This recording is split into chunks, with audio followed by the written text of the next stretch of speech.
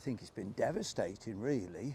I'm Andrew Minus, a Cabinet Member for Connectivity in Staffordshire County Council.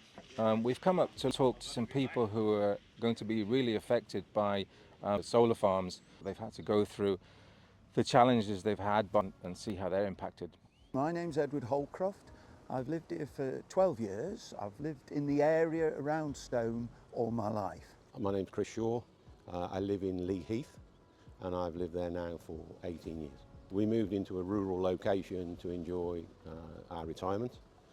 We now hear that the area around us is going to be developed by multiple solar farms, equating to something in the region of 505 acres. That is absolutely devastating. Not in our wildest dreams did we ever believe that kind of thing could happen. No, I don't think it was explained to us properly. I've got a farming background and one developer said that the land has never been used for agriculture. And I said, well, what's it been used for? He says, growing grass. And I said, well, what eats grass? Sheep, cattle. And that's not agriculture in his opinion. The landowners have the right to do whatever they will with the property and the land they own, so long as all the necessary processes and procedures are followed and adhered to.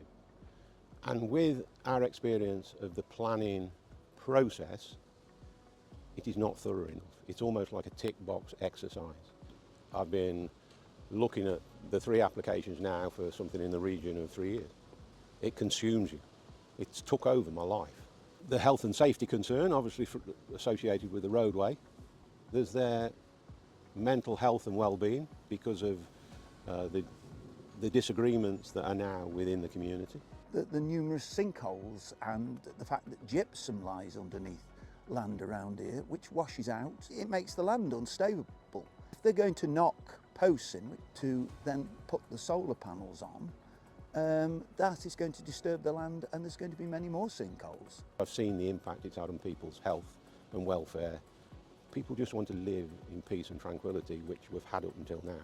We're not really against renewable energy, but we do feel there's lots of acres and acres of roofs at the moment that can be looked at to do that. There's plenty of farmers I know that would love to have solar panels on the roofs, but it's financially not viable because they're not being given the subsidies as these developers are. We can put them on agricultural buildings, we can put them on supermarkets, we can put them on warehouses, we can put them on many places, car parks.